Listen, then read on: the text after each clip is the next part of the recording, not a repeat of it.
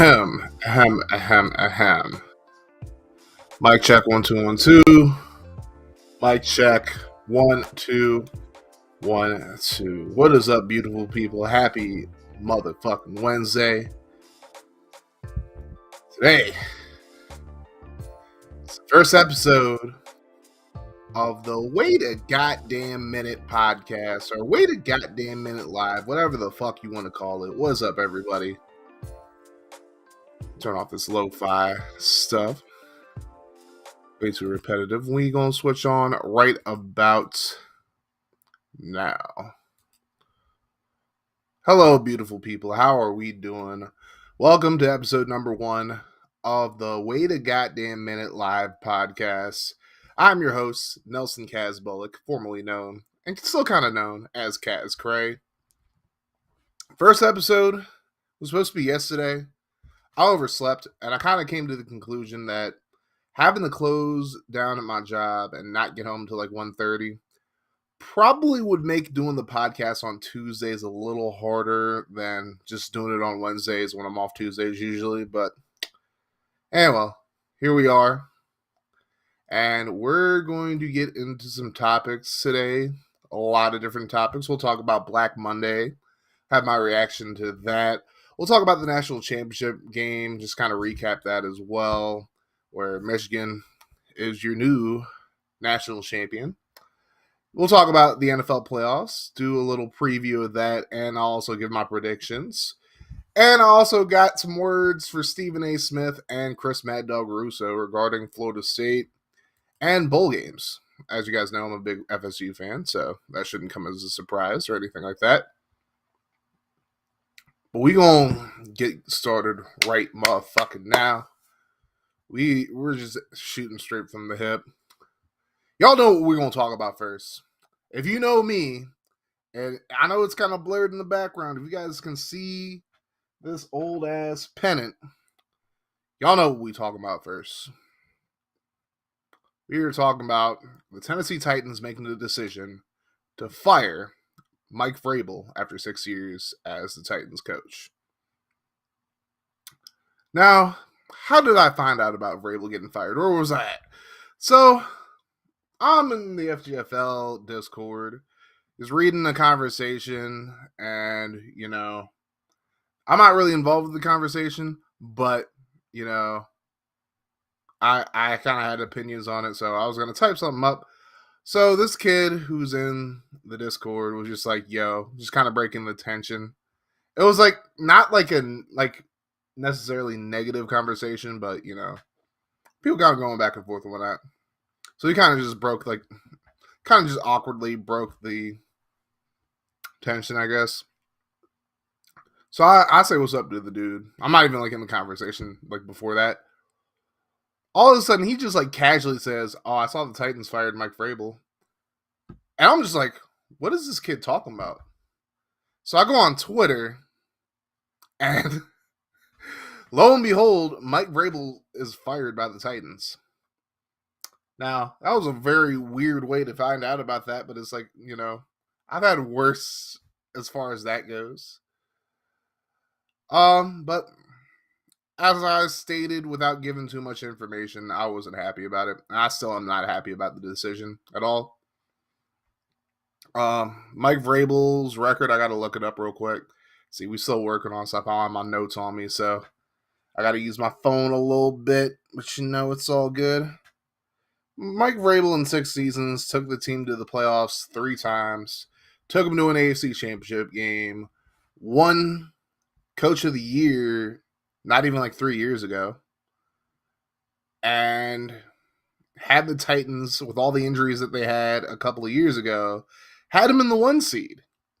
So I wouldn't say that I would put the blame on him for the way things have gone over the past 2 seasons. I mean, we've also had a lot of injuries the past 2 seasons as well, and realistically, the offensive line was not good enough for the team to be any better than 6-11. To get the 6-11 with how bad that offensive line was, and with how thin the receiving weapons were outside of DeAndre Hopkins, 6-11 is a blessing.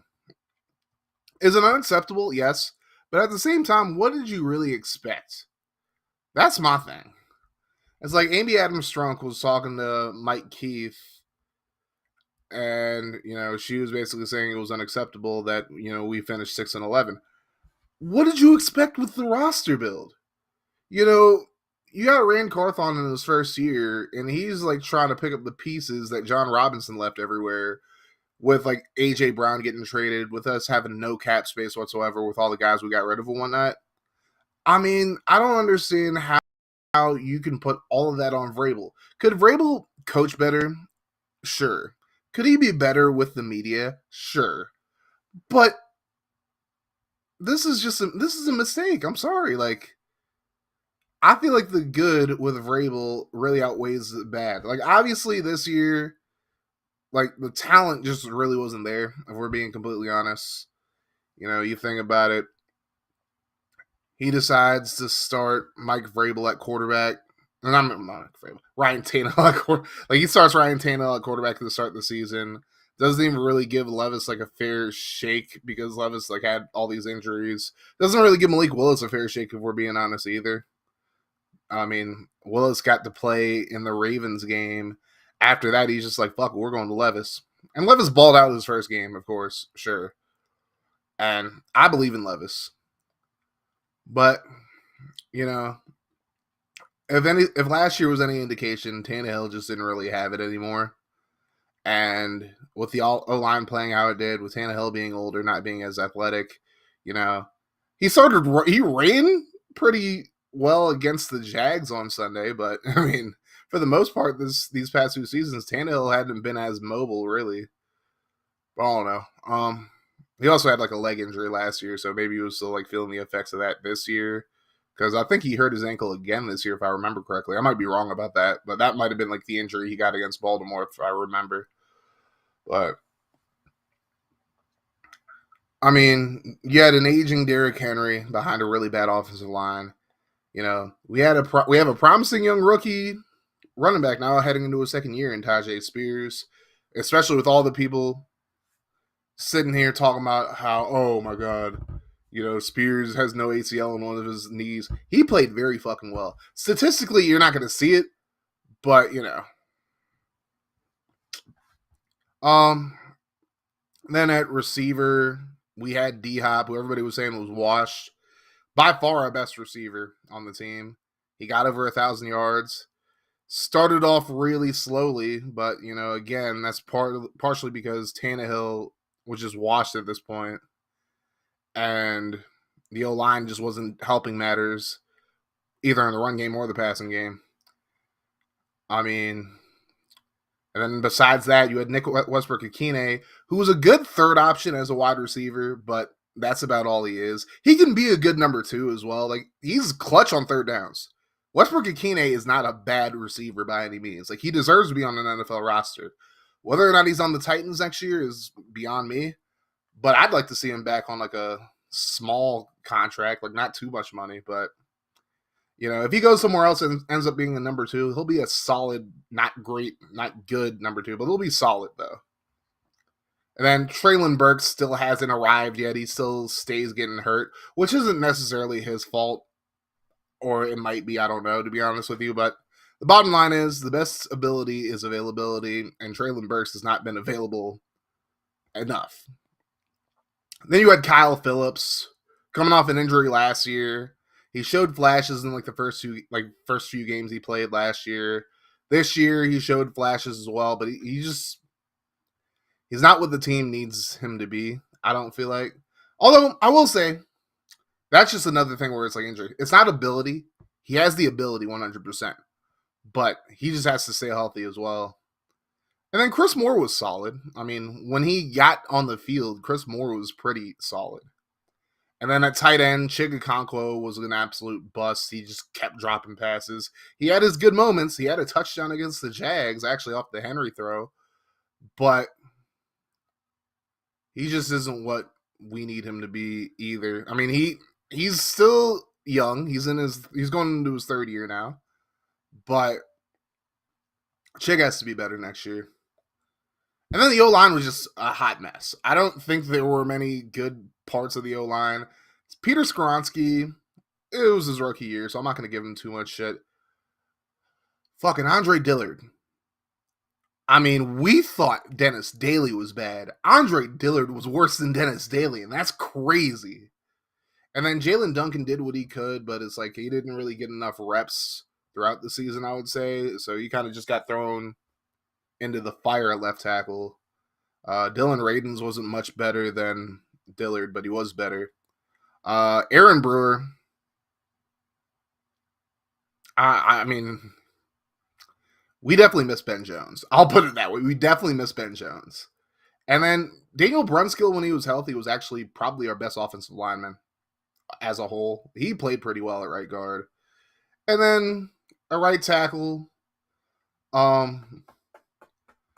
What's the dude from the Browns name? I don't remember. But the right tackle before we had Petty Frere come back, he was pretty solid as well. And even Petty Frere wasn't like horrible, but he wasn't good either. So, but yeah, I mean, the bottom line is we didn't have a good offensive line. We didn't have receiving weapons outside of Spears and D-Hop. And it's like, has Henry absolutely aged? Sure. But the O-line didn't help him at all. So, I mean, I don't know what you want me to do about that. And then defensively, the secondary was just awful. But it's like, especially towards the end of the season, our pass rush was pretty good. Y'all do, like, fun fact, as bad as the Titans have been this year, they're the only team who had two.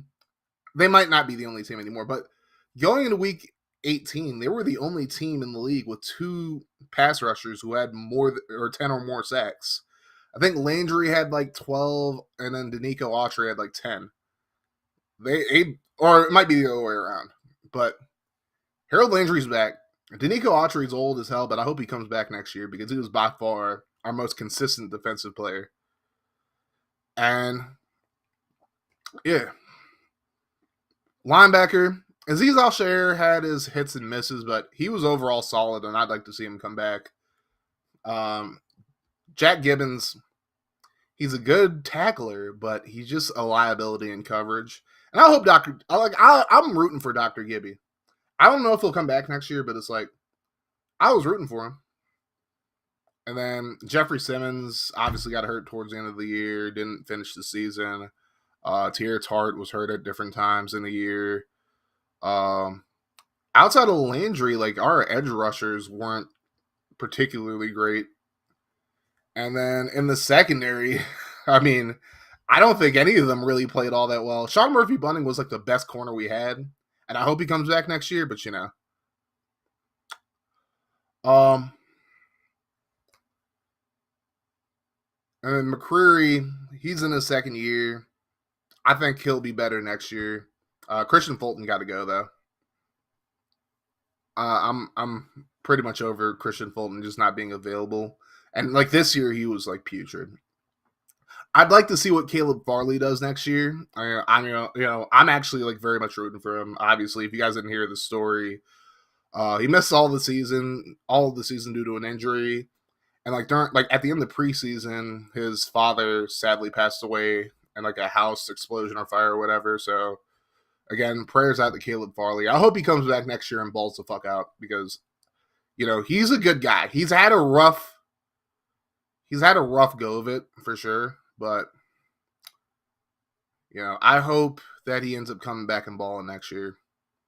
Eric Garror, even though he pissed me the fuck off in the Miami game, and I know I said, you know, he needs to just get left in Miami. We won the game, so sorry, FG, by the way. I see you in chat. Sorry to bring that up. In coverage, Garror was actually pretty good, so I'd like to see him come back and see what he can do. Trey Avery can get the fuck. Secondary-wise, Amani Hooker was all right. Yeah. He wasn't bad. Elijah Molden was terrible at free safety. Like, I honestly think I'd rather just see Terrell Edmonds come back and play free safety. But Molden, the experiment moving him to safety just didn't work out. And that's all I can really say about that. But all in all, my point is, I know that was like a really long spiel about all that. My point is, the roster wasn't up to snuff for us to do anything.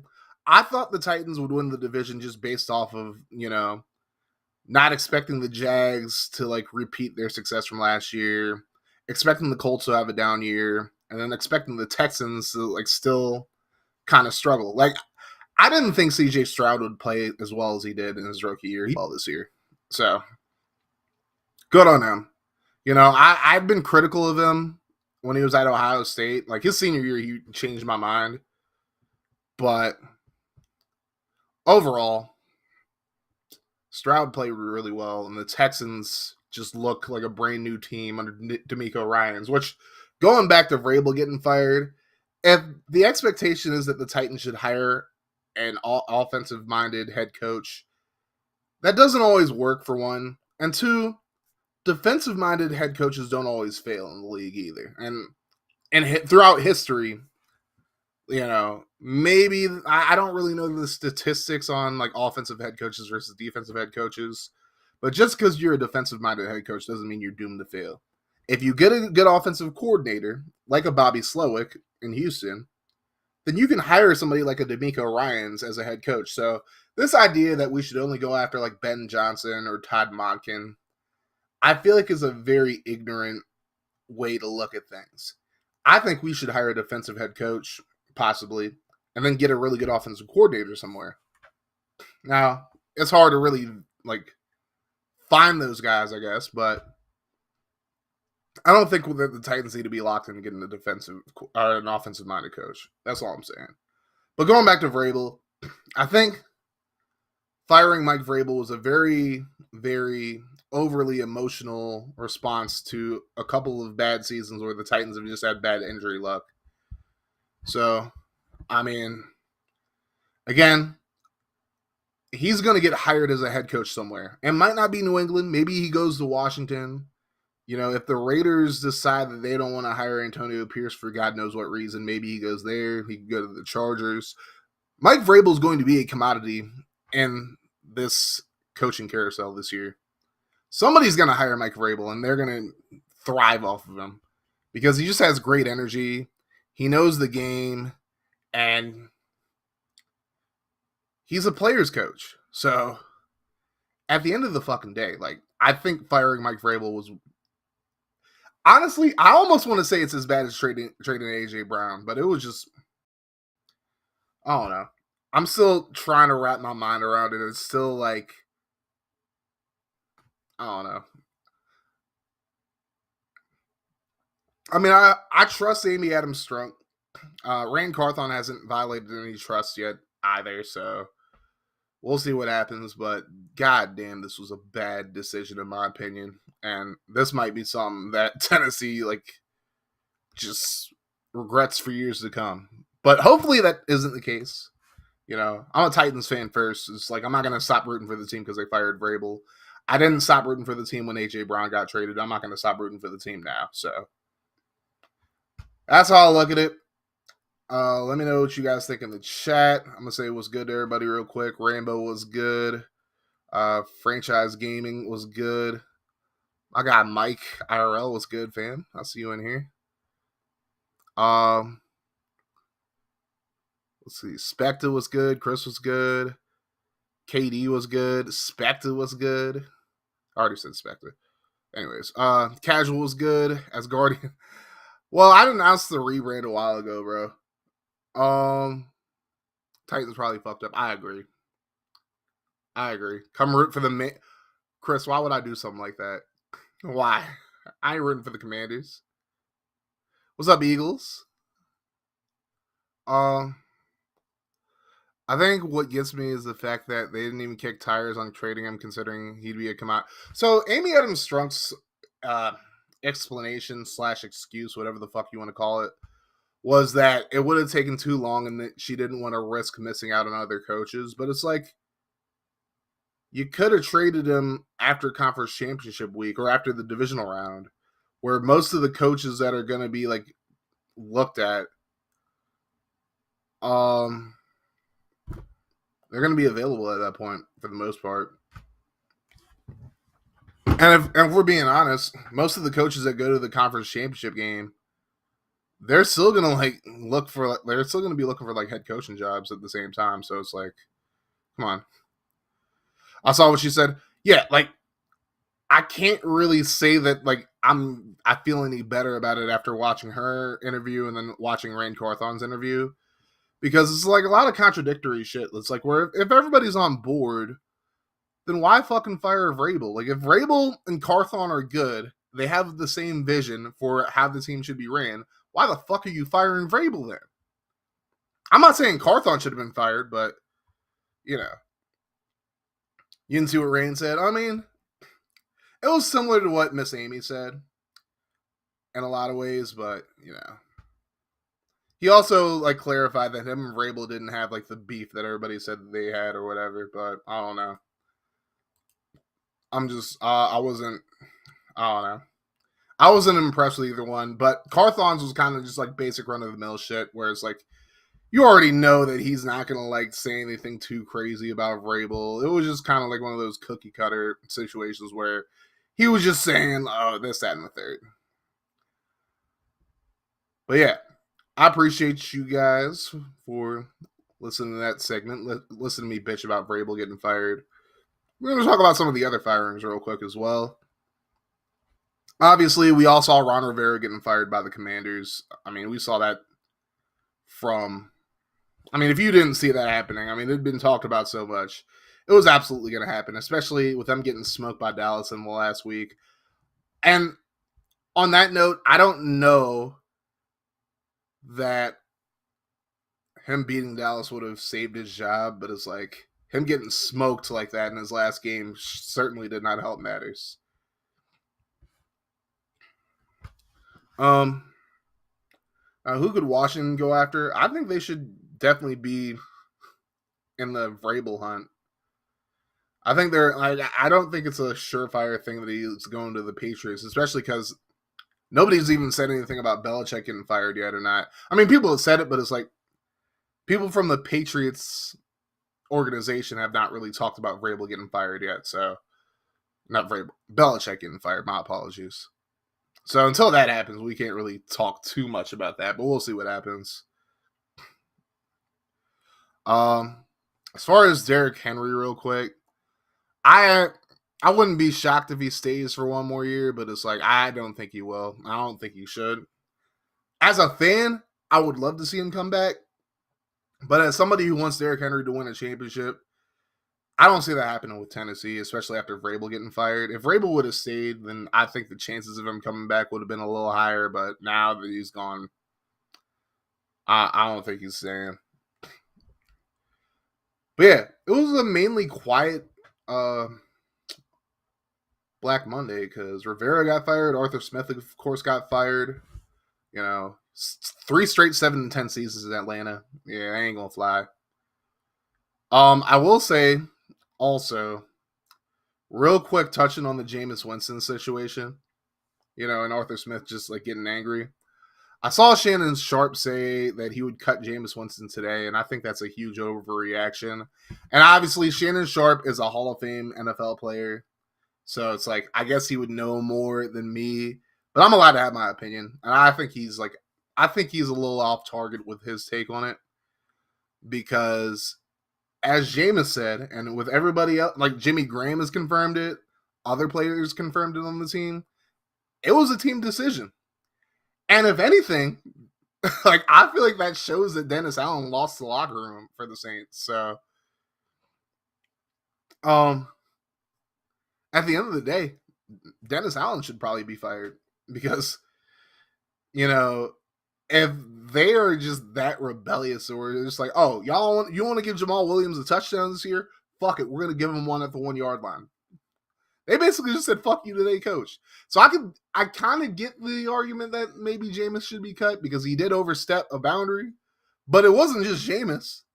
It was all 11 players in the huddle. It was everybody on the sideline too. Everybody on the sideline was hyped for Jamal Williams. So saying that he should get cut, you gonna cut the entire team too? It was a team, exactly, Katie. It was a team decision. So you gonna fire? Are you gonna cut everybody off the team? That would be quite the decision to make. But I don't know. It just kind of shows that Dennis Allen lost the locker room because he was saying it wasn't his decision. So it's like he kind of threw his players under the bus. But, the fact that Jameis came out and said it was a team decision, and like everybody, like a lot of other teammates confirmed that as well, just kind of tells you that Dennis Allen just doesn't have control of his locker room, and maybe he should be fired as well. But I don't know. I've never been a big Dennis Allen guy, and I think the Saints are going to be stuck in purgatory as long as he's their head coach. But that's a whole nother conversation. But Arthur Smith getting fired. Before Vrabel got fired, I was thinking maybe Tennessee might try to bring him back. I don't think that's going to happen now. And he's definitely not coming back as a head coach. That'd be crazy. Or hiring Arthur Smith as a head coach after not being able to get freaking Kyle Pitts the ball. He's getting the ball. He's getting Jonnu Smith the ball more than he's getting Kyle Pitts. I got to look at the stats real quick. I'm going to look them up real quick again. I don't got my notes. See, I'm underprepared for my first episode of this show, but it's okay. Everybody got to start somewhere. Everybody got to have a dream, I guess. But we're going to look up these stats real quick. I'll probably cut this out of the full VOD that I put on the channel. Listen to the Cavs in the shower. That is dedication, FG. Thank you, brother. New OC and DC needing the Windy City. Now, did y'all fire Getsy finally? I hope y'all fired him because Luke Getsy is probably the worst freaking offensive coordinator in the league. Did you guys fire Eberflus too or nah? Yeah, Getsy had to go, bro. Like, goddamn, Getsy does not know what the fuck to do. I heard my man Jeff Schlegel, who was a huge Bears fan. Ooh, he was not happy with Getsy all season. Eberflus is still there. Okay, so Pitts got more targets and more catches than Jonnu. But it just seemed like they would rather get Jonnu involved in a lot of the games than Pitts. And it's like you have Drake May. He only has 69 catches. Nice. But it just seemed like Arthur Smith didn't know what the fuck he was doing with the offense. Whereas like the split and carries too. I mean, I get that Tyler Algier had a good season last year. But there ain't no reason he should be taking that many carries from fucking Bijan. Versus YouTube. Nah, this is the first one like since the rebrand. I rebranded on Monday. Like, this is the first episode of my new podcast. But yeah, Pitts had to go. I mean, Pitts, not Pitts. I would love for Pitts to leave Atlanta and come to Tennessee, but Arthur Smith had to go, though. Now, who's going to replace these guys? I haven't gotten that far in the process of processing all these firings. But I guess as far as Tennessee goes, I don't know. Because I'm still like not over Vrabel getting fired, I guess. But we'll come back to this conversation next week. I'll have a better list if people aren't hired by then. I mean, I don't expect anybody to get hired that quickly. Outside of Antonio Pierce, I mean, the Raiders need to hire that man immediately because that man balled out. All right, so next on the list, the College Football National Championship recap. Katie brought it up earlier. So up to Belichick. Like, they got to figure out Belichick's situation first, and then we'll get there. So as far as the national championship goes, obviously, if you guys don't pay attention to college, I feel like most of you guys already know what happened, but for those of you guys who don't pay attention, Michigan beat Washington 34-13 to win their first national championship since the late 90s. So it's just a metaphor for life. Sometimes you can cheat and still win. I wasn't planning on watching the national championship, but I work Mondays, so it's like it's on the TV at fucking sports bar. So it's like I'm gonna have like nothing to do sometimes other than to like watch the game. I was watching Raw as well, but the game was on everywhere, so Uh, you know what my takeaway from that game is? And yes, this is going to be a theme of me bringing up my favorite sports teams in a lot of these conversations, just because that's what I do when it comes to like sports. Because that's what I like. That's what I know. So that's what I'm going to base a lot of things off of. But y'all know what my main thought going through that game was. I'm just thinking, did the college football playoff committee really not think that Florida State could handle any four of the offenses that were in the playoffs this year? I mean, if you look at it statistically, FSU is pretty damn good against the run. They have a pretty damn good defense in general. Obviously, there are a few games where they gave up a lot of passing yards, like the LSU game, the Clemson game, I think the Boston College game as well. But for the most part, they'd shut down a lot of like pretty good offenses. I mean, Louisville's offense had like over 300 yards of total offense in every single game they played this year, except FSU, where they had like 180. See, and people are still gonna, like Spectre just said, like people are gonna still say, "Oh, FSU was right to get left out," and I agree that that's what people are gonna say. Cockamaniac garbage, right? It's like people like my takeaway is that y'all really don't think FSU could have handled any of these four offenses. I mean, Washington's run defense has been pretty putrid for a good amount of the year, and Corum just went crazy on them.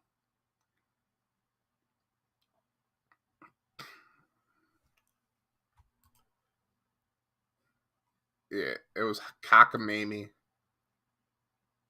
hot garbage. Absolutely, Spectre. I agree with you.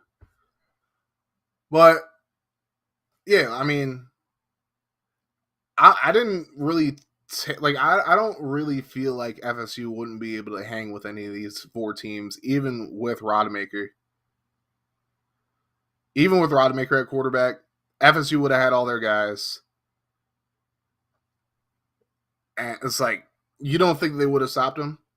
Because people will bring up, oh, well, you guys got smoked by Georgia.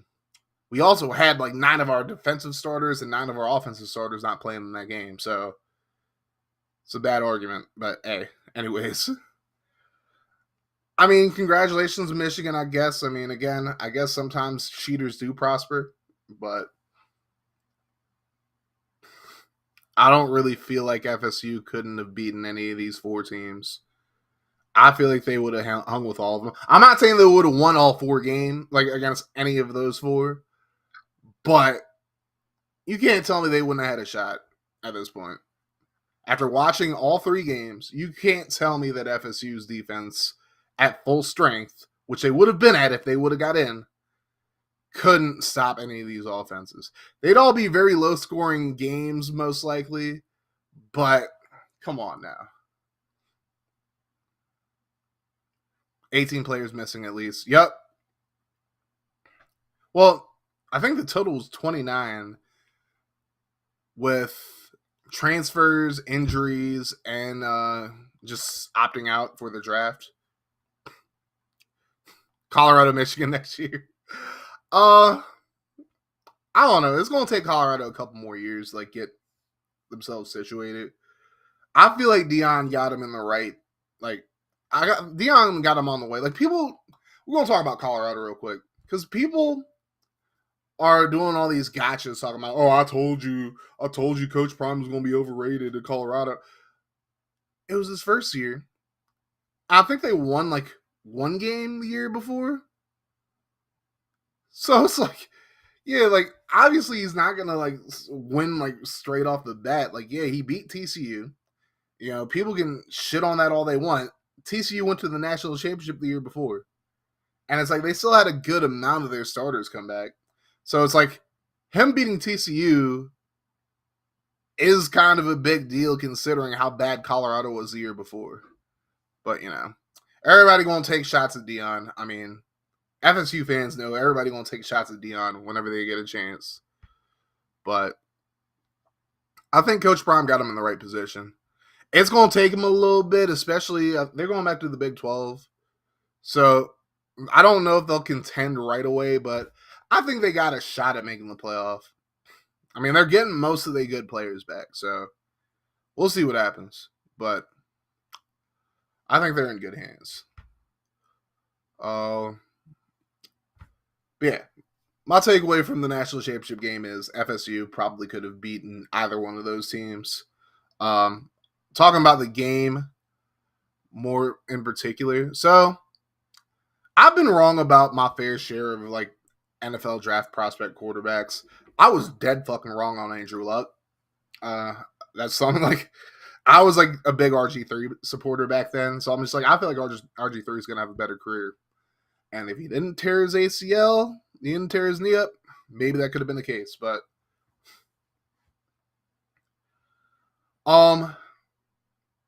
he played well against Bama. JJ McCarthy played well against Bama, but there's nothing that I've seen from him this year that really shows me that he's going to be a good NFL quarterback. Like a lot of people are saying McCarthy's going to go first round. I just don't see it, bro. I don't see what other people see in him. Like Penix had a bad game, but I still think Penix will probably be a better quarterback prospect, even as a lefty. I know how the NFL feels about left-handed quarterbacks for the most part. Not a lot of them succeed in the league, but I don't look at JJ McCarthy and I say like, oh, he's going to be a great NFL quarterback. It's like he has mobility.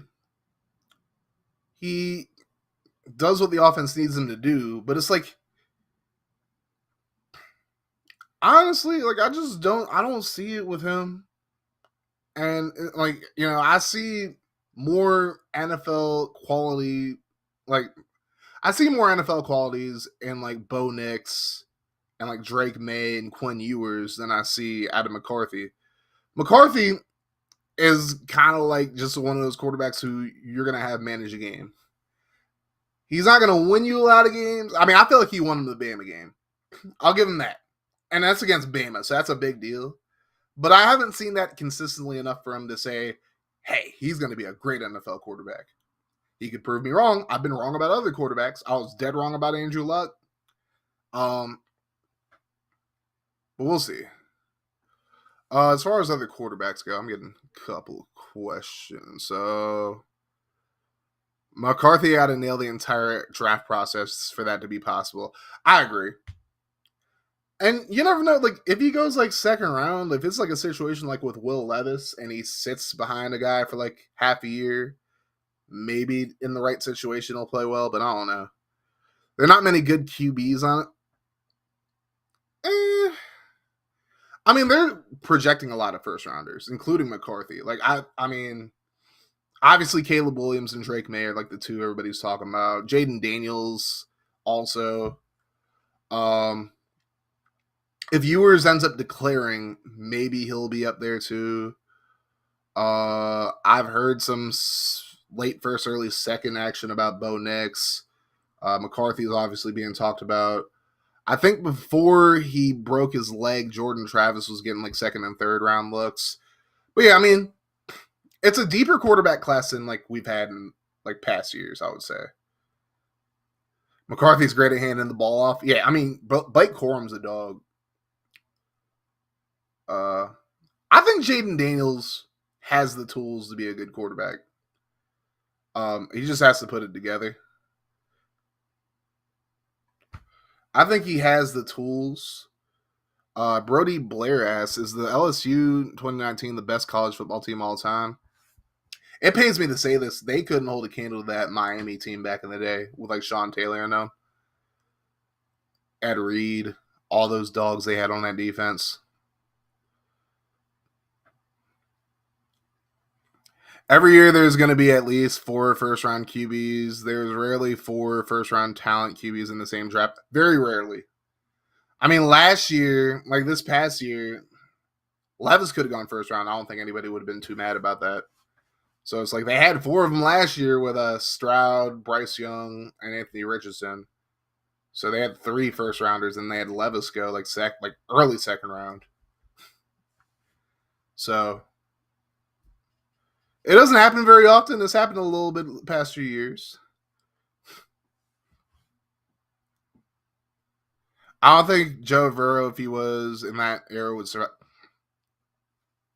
It hurts me as an FSU fan to say this, but yeah, Miami back then would have smoked LSU. I mean, LSU, that 2019 team was great. Don't get me wrong, but compared to Miami back in the day, they ain't rocking with them. Also, in this same conversation, I think I'm going to put together a mock draft for next week. I had time to, but I kind of squandered it this week. But I think next week we'll have a full-ass mock draft, and you guys can critique it how you see fit. But now, let's talk about the playoffs. Don't talk about playoffs. The NFL playoffs. We're going to talk about playoffs, though. But the field of 14, as we all know, has been set. We got the Ravens holding the number 1 seed in the AFC. We got the Niners holding the 1 seed in the NFC. And Titans didn't make it again, y'all. I ain't that deep. But anyways. But yeah, we got playoffs. So first and foremost, just like a random aside. Am I the only person who can't stand the fucking fact that we have a Monday night football game in the playoffs now? Like, why the fuck they playing on a Monday, bro? I feel like that's just such a big disadvantage for like the team that wins. But yeah, that's just like me bitching about that real quick. All right, so our playoff matchups. In the AFC, we have the Bills hosting the Steelers. You're welcome, Bills and Steelers fans, BT Dubs, even though the Bills took care of their own business. So really, it's you're welcome, Steelers fans, because we got y'all in the playoffs. You are very fucking welcome. And Texans fans, you're welcome too for the division title. But anyways, so Bills, Steelers. You got Chiefs, Dolphins, which is on Peacock. Another thing I'm gonna bitch about. NFL, what the fuck y'all doing having a game exclusively on Peacock at 8 p.m.? That shit's stupid to me, but, you know. And then we got the Texie boys taking on the Browns. And then in the NFC, Bird, you're welcome. Nah, you're welcome.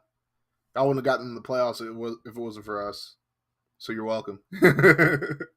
In NFC, the Niners have the 1 seed. We got them boys taking on the Packers. We got the Lions winning their first division title in quite some time, taking on the Rams, which is probably the most interesting matchup out of anybody because it's Matthew Stafford's return to Detroit. And I think it's Jared Goff's first game against the Lions, too. I mean, against the Rams, if I remember correctly.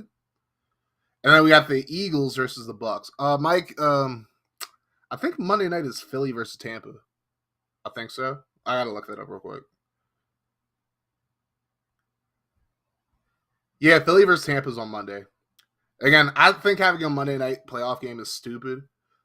Because in reality, why not just have a game on Saturday? Just do 1, 4:30, and 8 like you do on Sundays. Like, that don't make no damn sense. But hey, my team ain't in the playoffs, so I don't really give a fuck. And I guess it's more money for me too. So, yeah. So, I guess I'll do predictions for each game, not necessarily in order, but first we're gonna do Bills versus Steelers. Now, the thing about Buffalo is that they have not played up to the level that a lot of people think that they should be playing up to all season for the most part. Obviously, they've won some big games. I mean, really, in a game that it seemed like neither team wanted to win, they beat the Dolphins.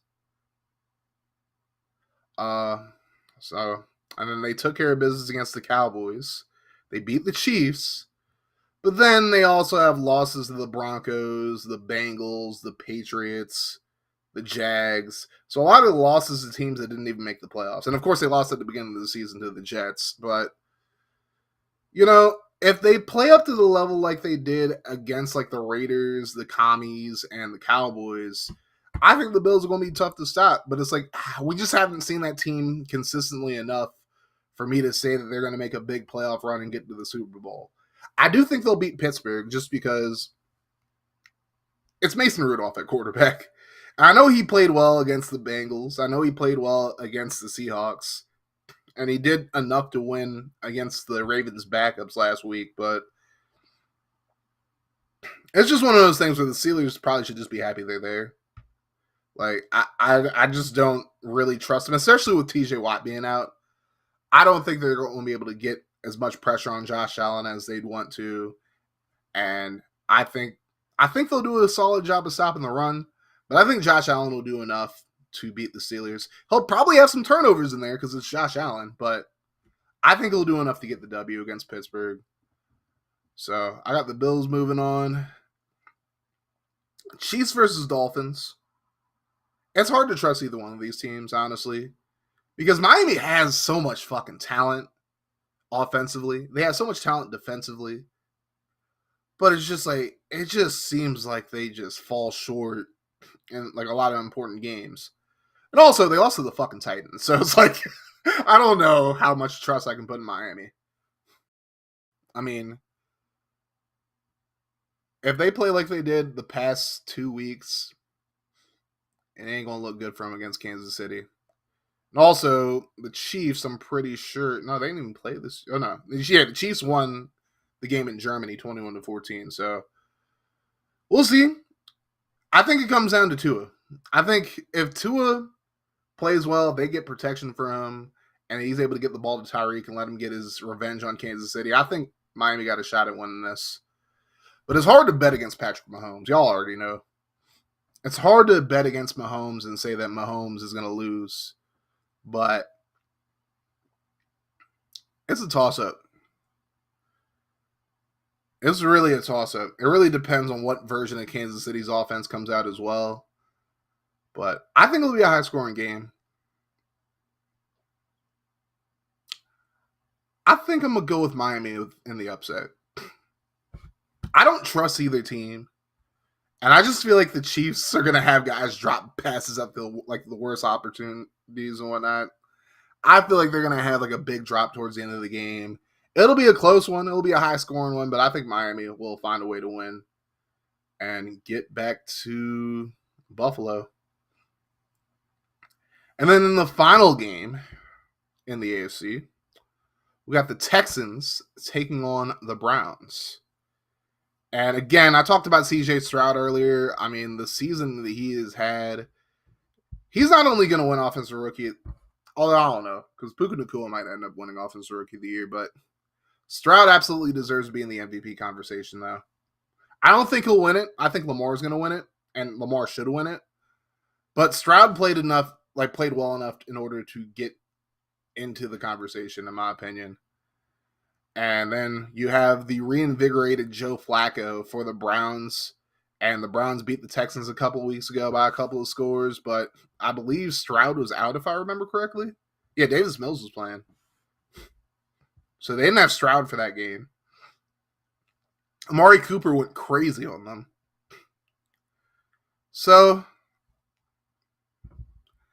I think I'm going to go with the Browns in this one.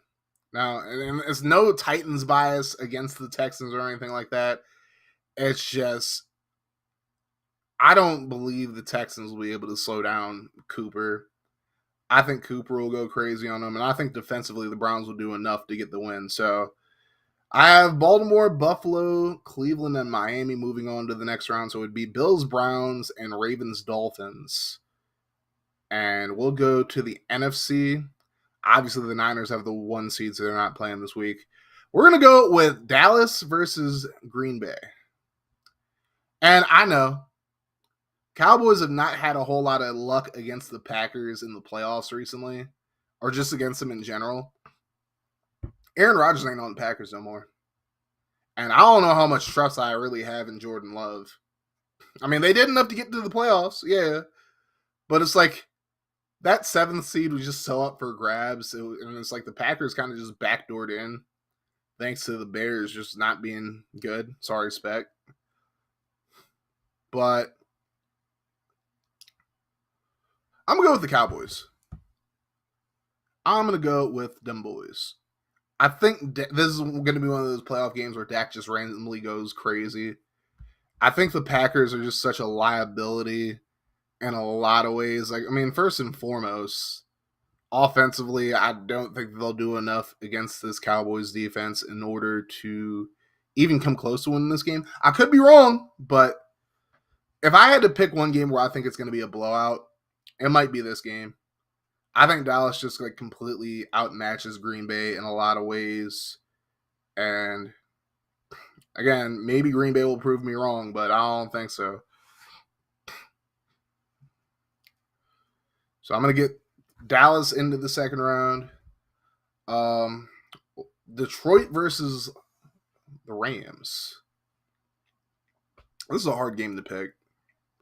Obviously, the Rams have the playoff experience. They won a Super Bowl 2 years ago. And it's an emotional game for both Jared Goff and for Matthew Stafford. Both of them are facing their former teams on the opposite side. I think for Detroit, it really just comes down to whether or not they're able to stop Cooper Kupp and Puka Nacua. You know, they've had their games where they've given up a lot of points. I mean, they gave up 38 to the fucking Chargers of all teams. And they've been really hot and cold towards the end of the year. I mean, in December, they ended up losing to the Bears. They lost a close one to the Cowboys, but for the most part, out of any of the teams in the NFC, they're really like the one team outside of Dallas that's really coming in with a lot of momentum right now. So, and it's like really, they're a bad call away, or like a missed. They're a bad call away from being the 1 seed here. That's the crazy part. They all like if they would have beat Dallas, if they would have gotten that 2-point conversion without the BS at the end, they'd be the 1 seed right now. But the Rams definitely have had their struggles as well this year. I mean, obviously they started off the season pretty iffy for the most part. They won a few games, they lost a few games. They got smoked by Dallas in one game. I don't know. It really depends on which Rams team shows up, I guess. I mean, they struggled with the Giants a couple weeks ago, and they struggled with a lot of Niners back. Well, I don't think the Niners were playing their backups, were they? No, they did nothing. Yeah. Either way, the Rams really struggled against the Niners. I mean, they ended up winning. It's the Niners, so it's like a big deal that they won the game. And the Niners had Darnold in the game, so the Niners weren't even really trying to win. But I don't know. It really depends. If I had to pick a team, I'm going to say the Lions will win.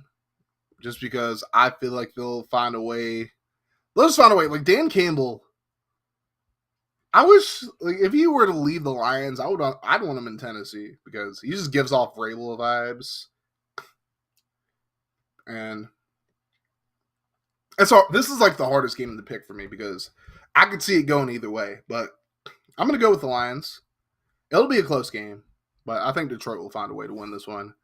So we got San Fran, Dallas, and Detroit in. Last game, we're going to go with.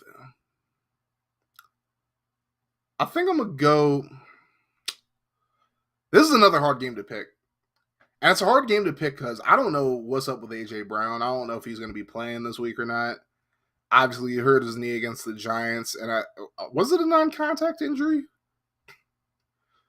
I don't know. It looked bad. I haven't really seen much on A.J. Brown since, so I don't know if he's playing or not. But I don't know. That man got like knees to steel or something like that. Because I remember him going down with some knee injuries again, like when he was playing for Tennessee. And he got right back. Like, he ended up coming back into the game. Where it's like, it looked like he tore his ACL or something like that. But he came back and played. That's why I miss that man so much. But anyways, I don't know. Philly offensively has just been an absolute dud over the past few weeks. Not defensively, but it's like they're coming in losing 5 of their last 6 games. They're really like limping into the playoffs, whereas Tampa is coming off a big win last week after losing to the Saints a couple weeks ago. So I guess it depends on what version of Baker Mayfield we get. If we get the Baker that balled out starting like at the beginning of the season, I think Tampa got this. And that's just because Philly's defense has just really struggled a lot over the past few weeks.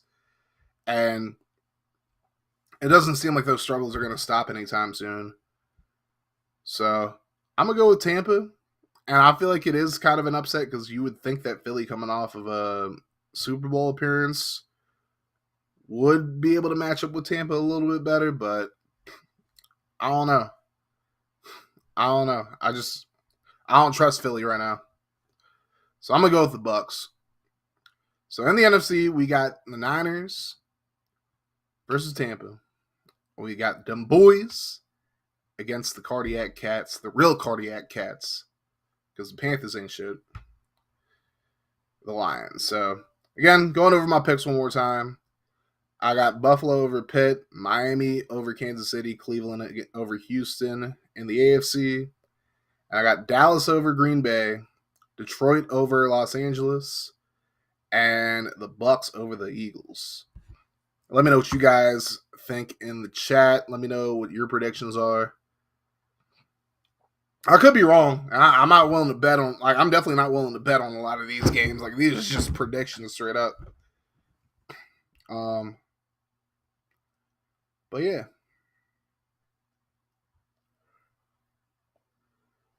they've been struggling ever since we were winning. To be honest, facts. That is true. As Guardian asks a question for chat, he said, "What celebrity would you want to live next to? Also, what teams do you think are doing Super Bowl this year?" I wouldn't want to live next to celebrities because people be stalking them. I don't want stalkers anywhere near me. As far as Super Bowl, if I had to pick right now, I'd say Baltimore versus the Niners. I love how. All right, Cam. My man Cam says, "I love how no one has Pitt doing anything against the turnover happy Bills." Um, I'm not saying they can't upset him, but I feel like Allen will do enough in order to get the win against y'all. I'm not saying that you guys don't have a chance to win. I'm just picking Buffalo to win just because I think Allen will do enough outside of the turnovers to win. I want my house to be I agree, Reyes. I didn't trust the team when we were 10-1. That's fair. All right. So last before I just answer y'all questions for like a good minute. So a couple weeks ago after the Orange Bowl, I saw Chris Mad Dog Russo had this entire rant on Florida State having players sit out, and Stephen A. Smith was agreeing with him. And I don't know, Mad Dog was just wild in my opinion. I'm gonna pull up the video. I'm gonna play it on my mic. I don't know if you guys are gonna be able to hear it, but I just have to like remind myself of what this bozo said because it was just a whole lot of misguided energy.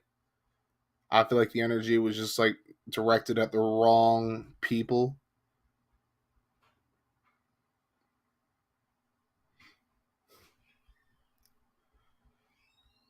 Mad Dog erupts on FSU for Orange Bowl disgrace. I'm gonna try to find. I'm gonna post a video in chat real quick. Give me 1 sec, y'all. But yeah, this shit just kind of had me feeling all types of ways, and I wanted to do the show last week just so I could talk about it, but better late than never, right? Let me go to chat real quick.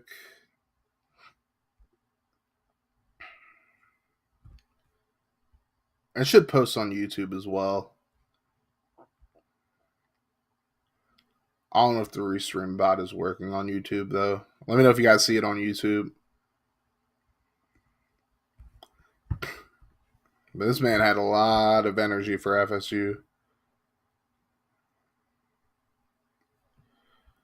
Okay, if it would load on my goddamn... Bro, this ESPN app is so fucking garbage. And it's like, if I try to pull it up on my laptop, like, the stream's gonna start fucking up. I can already tell. It's because my laptop's a piece of shit. Alright. Mad Dog erupts on FSU for Orange Bowl disgrace. This man had a lot of energy for the Knowles. How about Florida State on Saturday afternoon? All those blowhards, those political blowhards, I know who you are. Want me to name names? I don't care. Breach. All those blowhards writing letters to the college football playoff of how Florida State. Thank you. That's probably the only part I agree about in that video. Fuck Ron DeSantis. But anyways. All upset about the idea that Florida State got ripped off out of the college playoff. You could argue that all day. Florida State had a chance of redemption to prove to the world that they belonged. You mean like winning 13 fucking games in a season? I think they already fucking proved they deserve to be there, Mad Dog, but okay. Continue. Because they were playing Georgia in the Orange Bowl. Georgia. Two-time national champ, Georgia. So what does Florida State and its players do? 29 players opted out of that game for a variety of reasons. So they go to the Orange Bowl on Saturday before New Year's when people are paying their hard-earned money to travel to Fort Lauderdale to go to that game. Ain't nobody told none of them to do that shit, so cry me a fucking river. And they show up like they don't even care, and they lose 63-3. And Georgia, who has won 2 championships in a row, shows up. Kirby Smart gets his guys to play the wide receiver who's been hurt. McConkey played, and they blew him out. And Florida State, that spent 3 weeks moaning and groaning about how they got royally screwed, they show up at that game in the Orange Bowl in front of all those fans, and they lose 63-3 with a bunch of amateurs after they moaned and groaned about how they were messed up. Oh, that is such an unbelievable disgrace. I could not believe what they did on Saturday. The Seminoles, you are a disgrace to college football. First of all, maybe you should do the same shit that y'all essentially told us to do when y'all left us out the playoff. Cope and fucking cry. Cope and fucking cry, Mad Dog, Stephen A, and anybody else who has all this energy for Florida State. Y'all want to leave a team out that finished 13-0 before the bowl game fiasco. They finished 13-1. Fine, whatever. Y'all want to cope and cry about Florida State having all these players. You're talking Jared Verse, Keon Coleman, Johnny Wilson, a few other guys. I think Bethune. Bethune didn't play. It was Kalen DeLoach played defensively, but it's like DeLoach was like really the only draft prospect that played in that game. And so I got to blow my nose.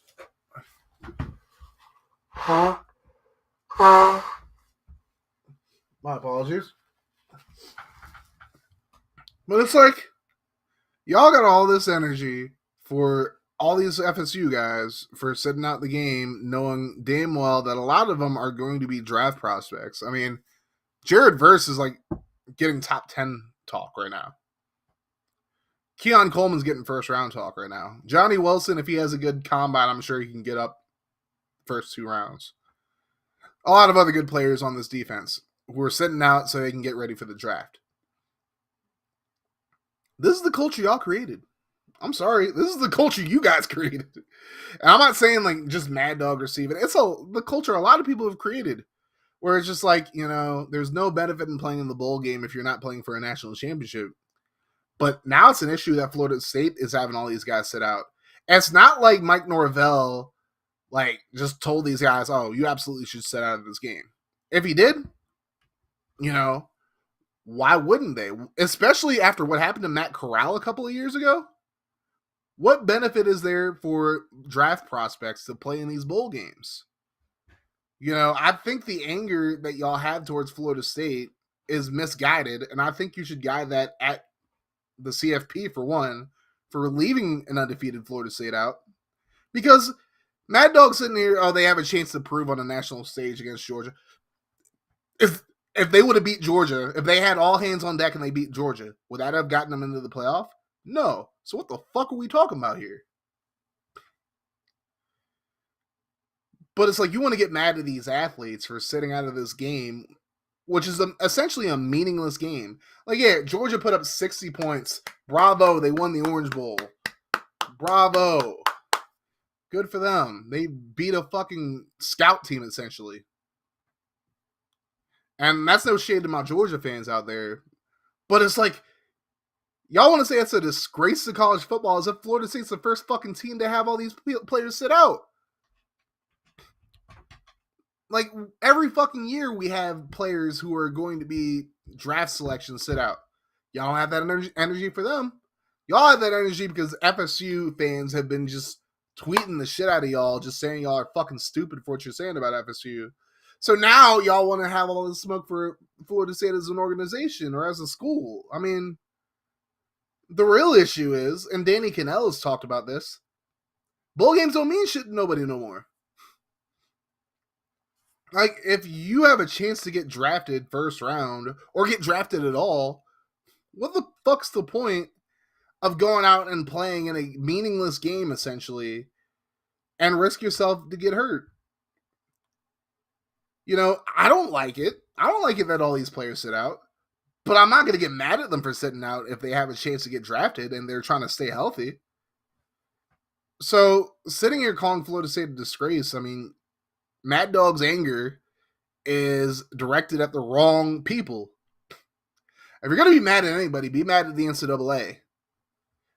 Danny Cannell had a really good point in saying, like, maybe bowl games should be in week 0 instead of at the end of the season. Have it at the beginning of the season. Because how much different inherently is that from having, like, week 0, week 1, having all these neutral site games? You can still get, like, a Florida State versus Georgia at the beginning of the season. And yeah, it's going to be different teams, but the game's going to mean a lot more because, you know, you get a big win against a team like Georgia, you have a chance to improve your resume when it comes to getting into the playoff, especially with 12 teams now. But I just feel like Russo and Stephen A. and all these other people's anger towards FSU is being misdirected. It's misguided anger towards the wrong people. Because, again, after what happened to Matt Corral, when there was talk he was going to go like the first 2 or 3 rounds a couple years ago, he gets fucked up. And if I remember correctly, he didn't even play. Like, he wasn't even ready to play at the beginning of the season. And now he's not even on a team anymore. So it's like, what are we fucking talking about? Blaming Florida State for having all of their star play. Like, how dare FSU have so many fucking draft prospects that they decide when they get fucked over by the college football playoff committee, they decide they're not going to play in the game. You know, y'all were dancing on FSU's grave when they got left out, but then when they don't want to play ball for you guys, they don't want to fucking, like, do this, that, and the third just to, like, help ESPN's ratings. Y'all want to get angry about it. Cope harder, just like we had to do when the committee left us out. You can cope harder as well. I don't know. Like, that's just fucking stupid to get mad at Florida State for something that could have been avoided if the college football playoff committee would have done the right thing and put them in the fucking playoff like they should have been.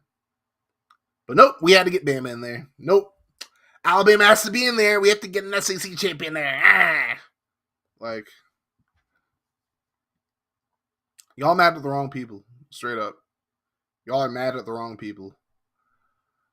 But, you know. Alright, so, damn, it's only been an hour 13 so far, y'all. I'm surprised. I thought it was going to be longer than that, but if you guys want to drop some questions for me that you want to hear that I didn't cover in the chat, I'd be more than willing to answer any questions you guys have, whether it's about the rebrand, it's about me, or sports or wrestling, whatever the fuck. Shoot them. But yeah, I mean, I feel like this is a pretty solid. I mean, it's first episode, ain't everything gonna be perfect, but you know, as I continue to do this, I will definitely get better. So, bird is a word asks, how did you get so cute? Um, Genetics. My parents are attractive humans. I'll put it that way. Both, like inside and out. I'll put it that way. Um, what did you think about the comment about Tony Khan said on Twitter? Let's talk about. I was going to talk about this, but I cut it off because I didn't want to put too much content in this one. But let's talk about Tony Khan's tweets. So Tony Khan was just like, you know, being Tony Khan on Twitter, and he put out a couple of tweets about WWE having Jinder Mahal face Seth Rollins for the World Championship. Now look, I totally get that Jinder Mahal's championship reign wasn't good. His matches with Orton were really underwhelming. I mean, I think the first two matches he had with Orton were basically Orton beat the shit out of him for most of the match. Then the Bollywood Boys ended up interfering. Orton beat both their asses, and then Jinder would hit Orton with a Colossus out of nowhere to win the title and then retain it. And then he faced him in a Punjabi prison match, and then Great Khali helped him win that one. So I get it. You know, I get the Jinder. Like, you know, people aren't big fans of Jinder. But at the same time, like, it's not that egregious that a former world champion gets a shot against Seth Rollins. I get he hasn't won a match in a while, but, you know, they gotta find something for Seth to do. They gotta find something for Seth to do at this point because we're just building up to him versus Punk at Mania. Although I think it's going to be him versus Punk versus Rhodes, but we'll see.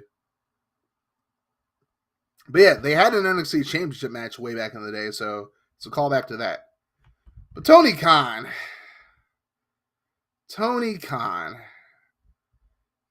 decided to tweet about old Jinder, about Mr. Mahal. He decided to throw some shade at the modern day Maharaja. He's one bad Maharaja indeed. I just wanted to use that at some point, and I got to use it. So he is one bad Maharaja. I gotta find the Jinder tweet. Okay, so basically Tony Khan was pissed because people are shitting on the fact that Hook is going after Samoa Joe, who's currently the AEW World Champion, and Hook hasn't done much over the past few months, I guess. And he basically said a double standard. Hook has a 28-1 career record on a winning streak, calls out the chant. A logical challenge sparks online outrage. Jinder has literally lost every single match he's in for the past year, immediately gets a title shot. Where's the rage? Is Tony Khan wrong in what he's saying? Not necessarily. Does it make him look like an ass clown throwing shade at WWE in the way that he's doing it? Now look, let's not be bad faith here. We all know how the wrestling business is. WWF and WCW used to throw shade at each other all the time during the 90s. It's what wrestling companies do. So, that's not the issue here. The issue here is Tony just sounds like TK just sounds so petulant every time he fucking does it. Like, he just sounds like he's whining every single time he does it. It's like, it just shows that WWE is getting under his skin with the thing that they're doing. So I'm just like, you know, and then on top of that, people have brought up the fact. Now, I just want to say for full disclosure, if you guys haven't heard about the Chris Jericho thing, I'm not going to bring it up on stream. Well, I'm bringing it up right now, but I'm not going to talk about it too much on screen. Look it up whenever you get a sec. As of right now, there are allegations. So, and that's not to invalidate anybody's story or anything like that, but it's like, as of right now, they're allegations. But it's like, you know, as little as he's talking about the whole thing with Jericho, it's like, you know, for him to like throw shade at Vince McMahon, it just kind of seems silly now that he's like saying all this shit about like double standards, because it seems like TK has some double standards of his own. But again, I'm not saying Jericho's guilty of anything. I don't know for sure. So I'm just saying. But also theoretically, Vince's stuff is allegations as well. But TK had no problem throwing shade at him in the past. That's like the point I'm getting to. But yeah, and then USA Network tweets to Raj Giri, kind of being petty on their own, saying what was the cage match rating as far as Jinder's match with Seth back in NXT.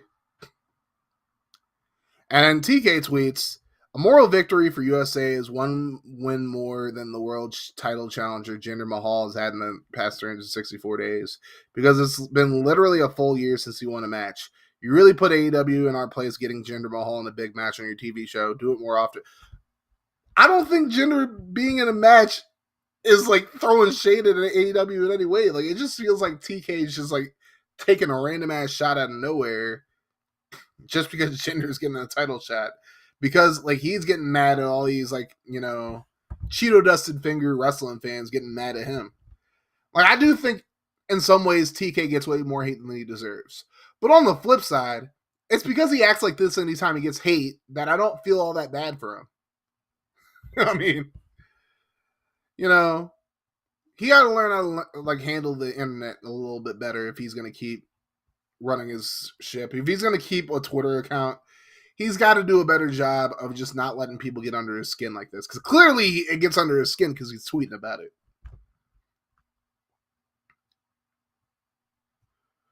But yeah, now. So then Eric Bischoff retweeted something that was a tweet towards Coach, Jonathan Coachman.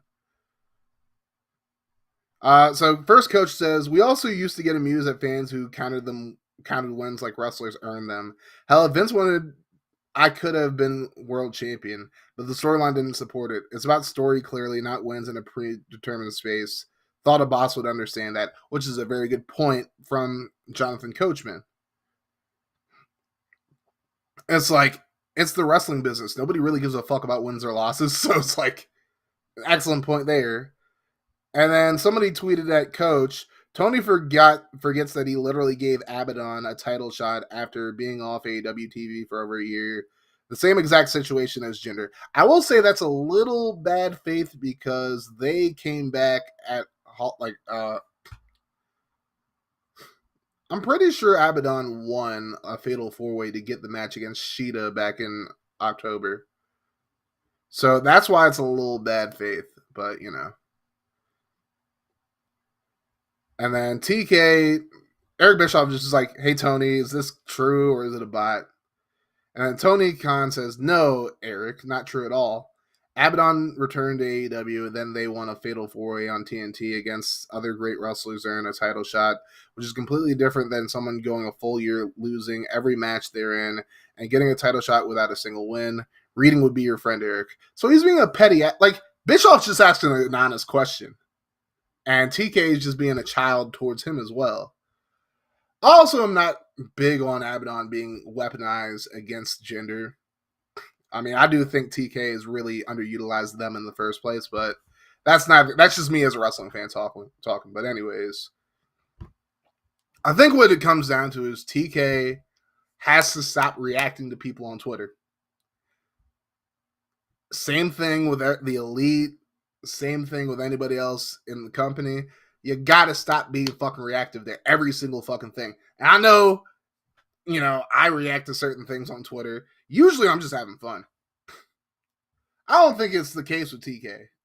He seems to like really be affected by what people say. If he's gonna throw shade at Jinder Mahal, who to my knowledge has never said anything negative about AEW, but I might be wrong about that.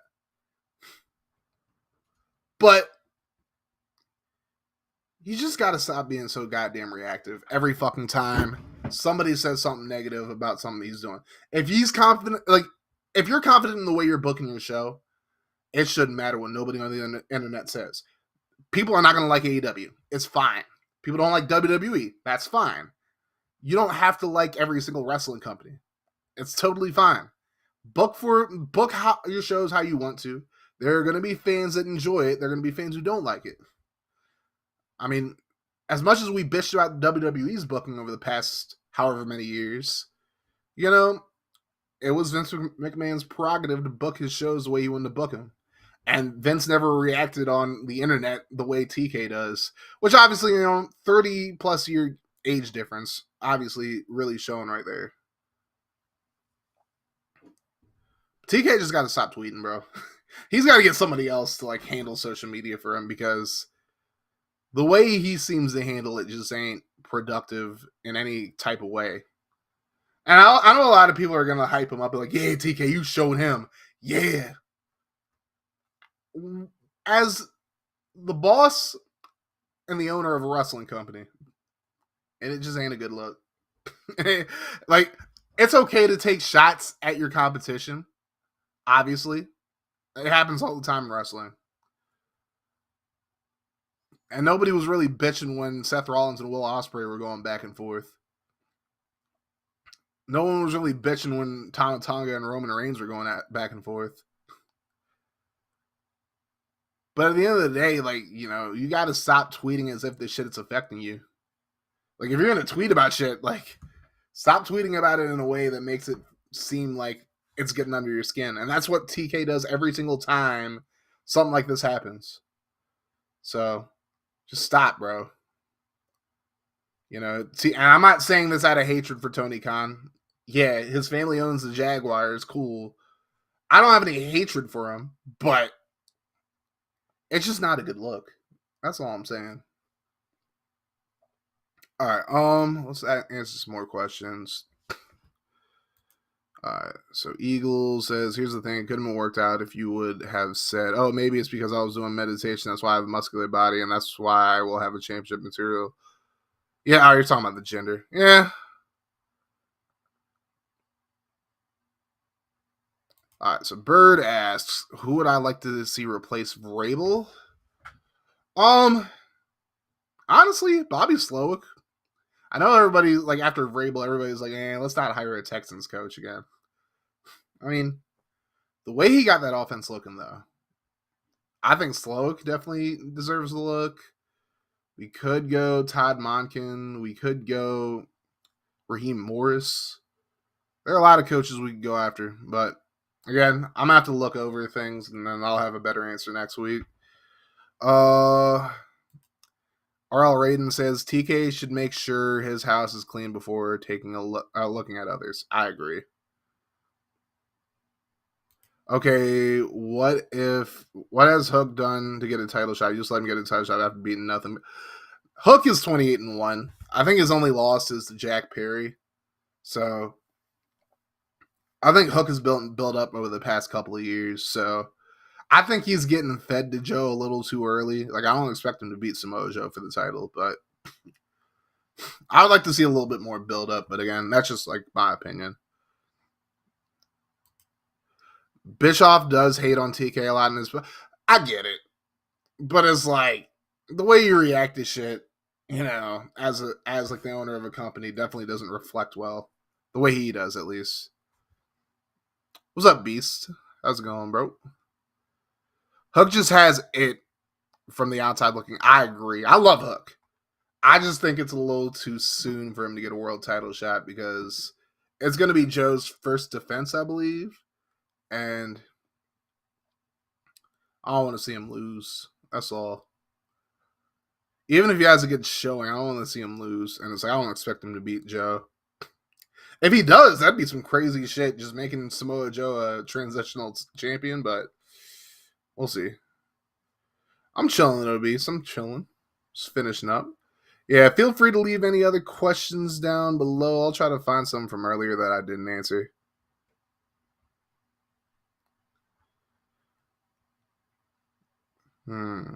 Already answered that.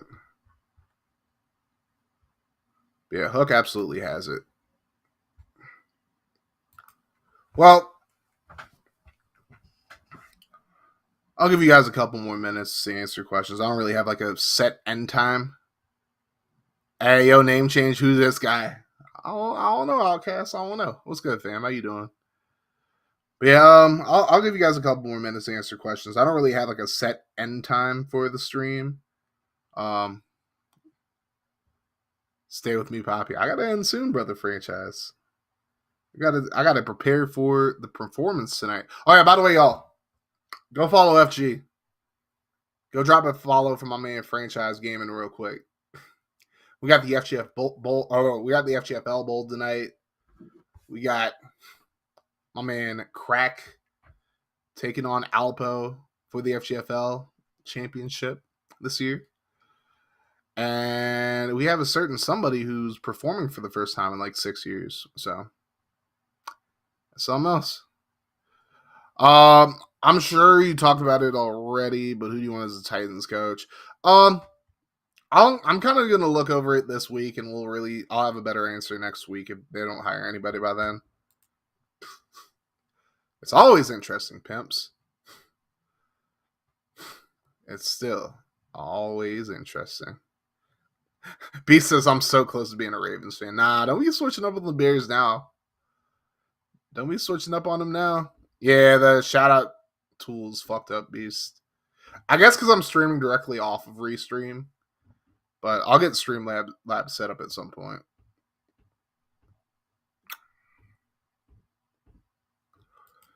Alrighty. Let's see if Kofi thing works at least. Kofi. I don't know if it's gonna work. Probably not. That's all good. Oh, there you go. All right, y'all. Well, definitely was a good first episode of the podcast. If you guys would like to help your boy out financially, as far as getting a new PC, hit that link right there. It's co-fee.com/CazCray. I haven't changed the name on there yet. So if you guys want to pledge anything to help me get a gaming PC, I'd very much appreciate that. But yeah, I feel like it's a successful first episode. Obviously, the quality wasn't great just because my laptop's a piece of shit, but wasn't a perfect episode. But your first time doing anything isn't going to be perfect. I don't think anybody should like go into anything expecting they're going to be great at it right away. But I feel like for what it was, definitely was a good first episode, solid first episode. And we'll be back next week. I'll have a mock draft hopefully ready by then.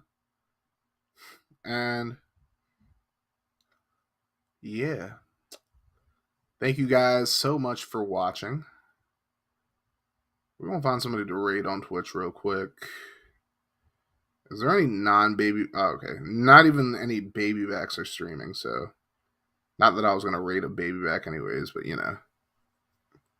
we don't raid the merry band of baby backs. Because they are the merry band of baby backs. Oh, my man's Sim Gaming Network is live. We're going to raid my man's over here. Fucked him. Yeah, exactly. They are the merry band of bitches. But any fucking ways, we are going to raid out to Sim Gaming Network. Can I not read on my phone? What the fuck is this shit? That's ass salad, pimp. That is gross. That is demonic activity right there, homies. Gotta add me on Twitch. Yeah, it's same thing. It's gonna be twitch.tv/Nelson Bullock.